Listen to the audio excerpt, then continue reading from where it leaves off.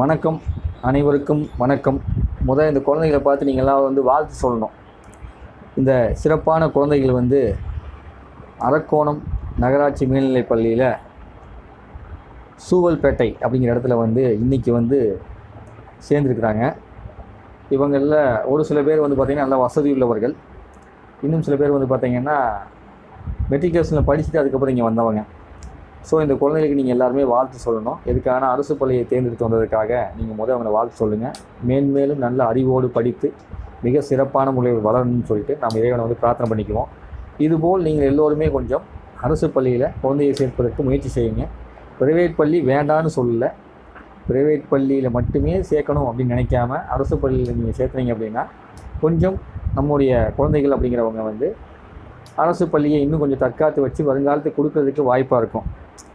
அப்படி இல்லை அப்படின்னா அரசு பள்ளி அரசு பள்ளியில் யாருமே சேரதில்லை, அதனால் அரசு பள்ளி நடத்த வேண்டியதில்லைன்னு சொல்லிட்டு அரசாங்கம் பள்ளி நடத்துவதற்கான வாய்ப்புகள் அதிகம். அரசு பள்ளியில் குழந்தைகள் சேர்ந்தாங்கன்னா நாம் அரசினால் படிக்கிறோம் என்ற தொடர்பு குழந்தைகளுக்கு இருக்கும். அப்போ அரசாங்கத்துடைய தொடர்பு குழந்தைகளோட எப்போதுமே ஒன்றிணைந்து வரும். அரசாங்கம் தான் மக்கள், மக்கள் தான் அரசாங்கம். எனக்கு அரசாங்கமே தேவையில்லை, நான் பிரைவேட்லேயே வாழ்ந்துக்கன்னு சொல்லும்போது ஒரு தனி மனிதன் தன் சுயலாபத்துக்காக என்ன வேணாலும் செய்யலாம். அப்படி செய்கின்ற பொழுது பிரச்சனைகள் அதிகமாவதற்கு வாய்ப்பு உண்டு. அப்போ அந்த மாதிரி வாய்ப்புகளை கொடுத்தது யார் கையில்னா நம்ம கையில் தான் இருக்குது. இப்போ அரசாங்கம் தான் அதை பார்த்துக்கணும்னு சொல்லும்போது மக்கள் எல்லாரும் சேர்ந்து அரசாங்கத்தை உருவாக்குறதுனால மக்களுக்காக அரசாங்கம் நன்மைகளை அதிகமாக செய்வதற்கு வாய்ப்பு உண்டு.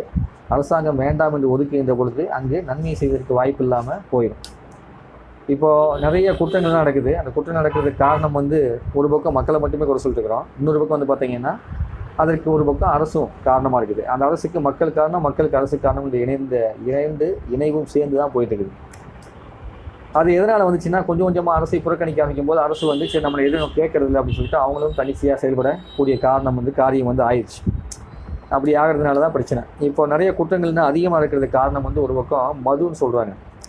அந்த மதுவை உட்கொள்வதால் ஒரு மனிதன் குற்றம். இப்போ கோர்ட்டுக்கு நீங்கள் போகிறீங்கன்னா அந்த குற்றவாளின்னு பார்ப்பாங்க. அந்த குற்றவாளி இந்த குற்றம் செய்வதற்கான நோக்கம் என்ன அப்படின்னு பார்ப்போம்.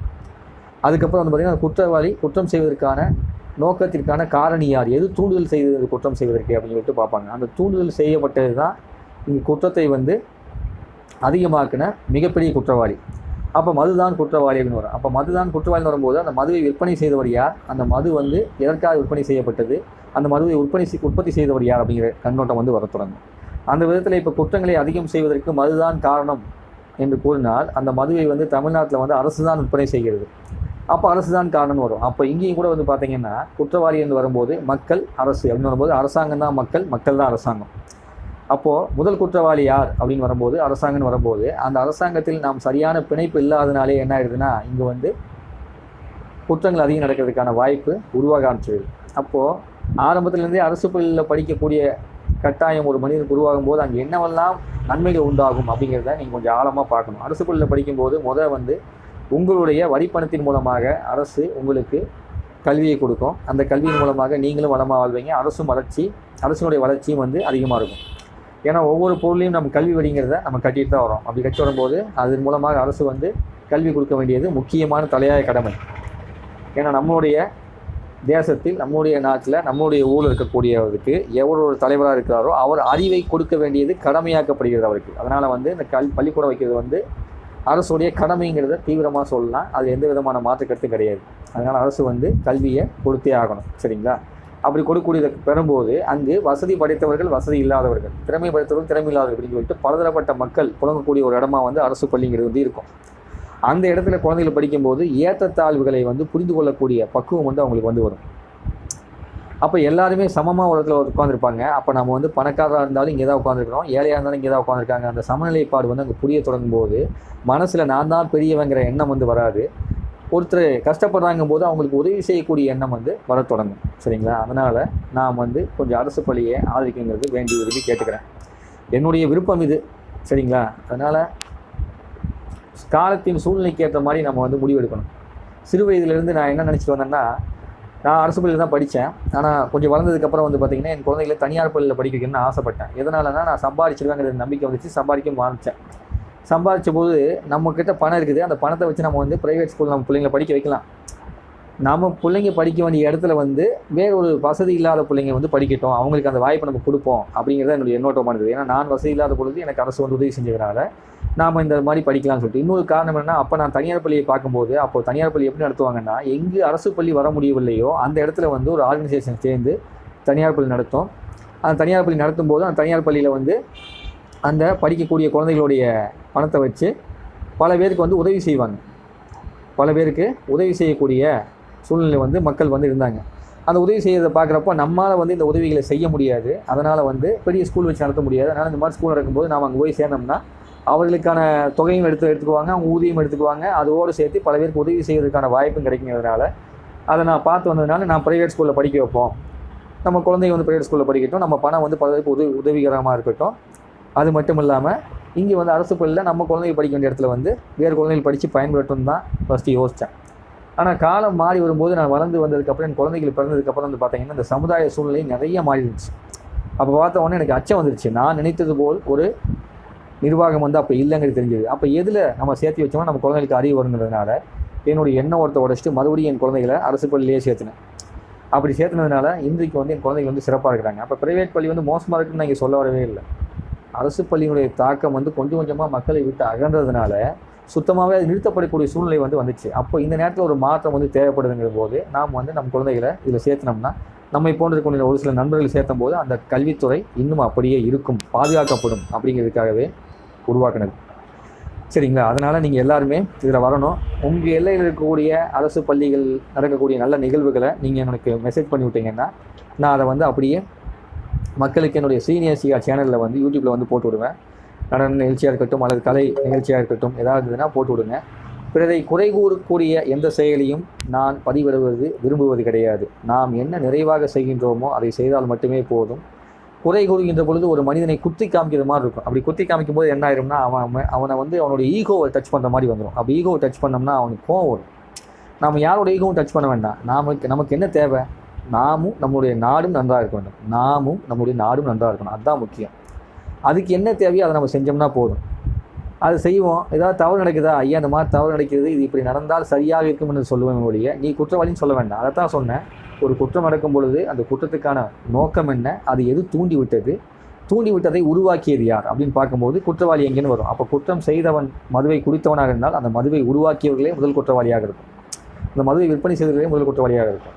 நான் பிறக்கின்ற பொழுது சாராய கடை என்பது கள்ளச்சாராய கடை அந்த மாதிரிலாம் வந்து சின்ன வயசில் வந்து கேள்விப்பட்டிருப்பேன். அதுக்கப்புறம் வந்து பார்த்தீங்கன்னா எங்கேயாவது ஒரு இடத்துல வந்து ப்ரைவேட்டாக வந்து சாராய கடை வந்து இருக்கும். இப்போ என்ன பண்ணா ஒரு தெருவுக்கு 10 கடை அந்த மாதிரிலாம் வந்துருச்சு. அதுவும் அரசு மதுபான கடையினே போட்டு போர்டு போட்டு வச்சுருக்கிறது வந்து நம்ம இந்த வடிவேல் ஜோக்கில் ஒரு படத்தில் வந்து இருக்கும், சங்கர் படத்தில் எடுத்திருப்பார். அதில் வந்து வெள்ளைக்காரன் வந்து சொல்லுவான். வெள்ளைக்காரன் சொல்லும் போது வந்து பார்த்தீங்கன்னா எல்லாத்தையும் குடிக்க அப்படின்னு சொல்லிட்டு அவங்களே வந்து அரசையே வந்து இது பண்ணி அதை வந்து குடிச்சிட்டு அதுக்கப்புறம் வந்து பார்த்தீங்கன்னா அங்கே வந்து ஒரு மாதிரி மல்யுத்தம்லாம் நடந்து போட்டிலாம் வைக்கிற மாதிரிலாம் உருவாக்கியிருப்பாங்க அந்த படத்தில். ஸோ இப்போது அந்த மாதிரி ஒரு விஷயம் நடக்கும்போது என்ன ஆகும்னா எல்லோருடைய மதியும் மயக்கின்ற பொழுது நமக்கு நாமே ஏதோ ஒரு தவறு செய்து கொள்கிறோம் அப்படிங்கிறது தெரியாமையே வந்து பல பேர் வந்து தவறு வந்து செய்கிறாங்க. அந்த மாதிரி காரணத்தினால தான் இப்போ என்ன ஆயிடுச்சு, உங்களுக்கு விவசாயம் கொடுக்கக்கூடிய அந்த நிலத்துக்குள்ளே வந்து நம்ம மீத்தல் எடுக்கிறதுக்கு ஒத்துக்கிறோம். ஏன் ஒத்துக்கிறோம்? நமக்கு தெரியாததுனால ஒத்துக்கிறோம். அந்த உணவு முக்கியம், அரிசி விளையக்கூடிய பூமி முக்கியங்கிறது நமக்கு தெரியல. ஏன்னா மக்கள்லாம் சேர்ந்து தான் ஒரு கலெக்டராகவும் ஒரு தாசில்தாரும் ஒரு ஐஜியாகவும் ஒரு ஐபிஎஸ் அதிகாரியாகவும் ஒரு பெரிய போலீஸ்காரராகவும் இன்னும் என்னென்ன அமைப்பாக இருக்க முடியுமோ அத்தனை பேருமாவும் இருக்கிறாங்க. அந்த மக்கள்லாம் சேர்ந்துக்கூடியதான் அரசு, மக்கள் தான் அரசு. இப்படி இருக்கும்போது கையெழுத்து போடக்கூடிய அந்த கையெழுத்து வந்து அந்த எல்லையில் கூடிய அத்தனை மக்களுக்குமே பொதுவானது. அப்படி விஷயத்தை வந்து ஒரு பக்கம் செய்கிறாங்க. இன்னொரு பக்கம் வந்து பார்த்திங்கன்னா மலைகளை குறைந்து ஆராய்ச்சி பண்ணணும்னு சொல்லிட்டு செய்யக்கூடிய வேலை வந்து செய்கிறாங்க. இன்னொரு பக்கம் வந்து பார்த்திங்கன்னா வீடுகளையும் அதுக்கப்புறம் வந்து பார்த்திங்கன்னா வயல்வெளிகளையும் அழிச்சிட்டு நாங்கள் ரோடு போடுவோம் அப்படின்னு சொல்லிட்டு ஒரு பக்கம் மக்கள் வந்து நிற்கிறாங்க. அதுக்கப்புறம் வந்து பார்த்திங்கன்னா இன்னொரு பக்கம் நம்முடைய தண்ணீர் வரக்கூடிய விஷயங்கிறது இறைவன் கொடுத்த விஷயம்.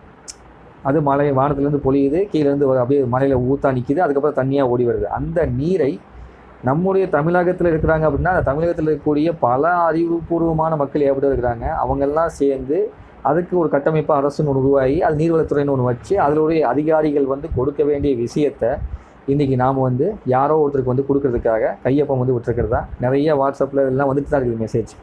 அந்த இதை செய்யக்கூடிய ஆள் யாருன்னு பார்த்தோம்னா பின்னாடி பெரிய மோசமான ஒரு சூழ்நிலை சொல்கிறாங்க. அவங்க வந்து அந்த நாட்டில் வந்து மிகப்பெரிய தண்ணீருக்காக புரட்சியை ஏற்படுத்தி சொல்லிட்டு அந்த மாதிரி ஒரு தகவல்லாம் வந்து நம்மளுடைய மக்களுக்கு வந்து தெரியாமல் எப்படி போச்சுன்னு கேள்வி. ஏன்னா அரசுன்னு நான் சொல்லவே மாட்டேன். அரசாங்கமும் மக்களும் ரெண்டும் ஒன்று தான். அப்போ இப்போ நான் வந்து ஒரு சாதாரணமான மனுஷன், ஒரு அதிகாரத்தில் இருக்கக்கூடிய ஒரு மனுஷன் வந்து ஒரு சக்தி வாய்ந்த மனுஷன். அப்போ அந்த அதிகாரத்தில் இருக்கக்கூடிய ஒரு மனிதன் வந்து இந்த விஷயத்தை வந்து கொஞ்சம் ஆராய்ச்சி பண்ணணும்.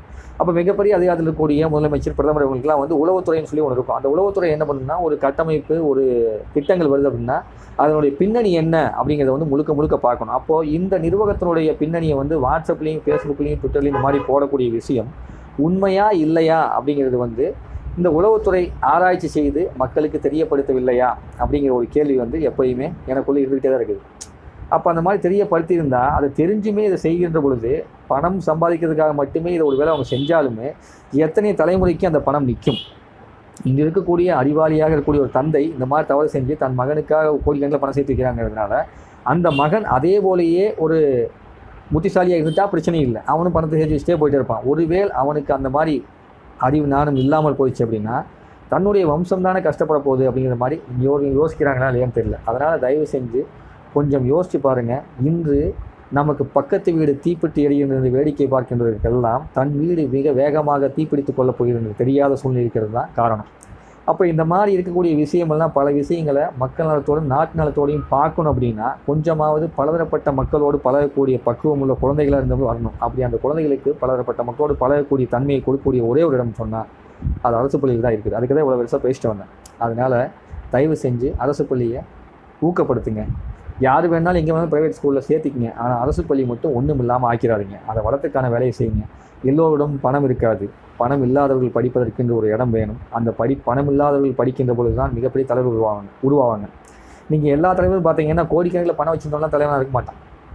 டீக்கடையில் வேலை செஞ்சவங்க, குப்பை கூட்டினவங்க, செருப்பு தைச்சவங்க, அதுக்கப்புறம் வந்து பார்த்தீங்கன்னா சாதாரண சோத்துக்கே இல்லாதவங்க இருந்தவங்க, தெருவிளக்கில் படித்த அறிஞர் அண்ணா, அந்த மாதிரி இருக்கிறவங்க, கர்ம வீரர் காமராஜர், இவங்க எல்லாம் பார்த்தீங்கன்னா ரொம்ப ஏழ்மையிலேருந்து வந்தவங்க தான். அப்போ அந்த இடத்துல வந்து ஒரு தலைமை ஏன் வருது அப்படின்னா தான் பட்ட துன்பத்தை வையகம் பெறக்கூடாதுன்னு சொல்லிட்டு ஒவ்வொரு மனிதனும் என்ன பண்ணுவான்னா அங்கேருந்து உதயமாகி வருவான்.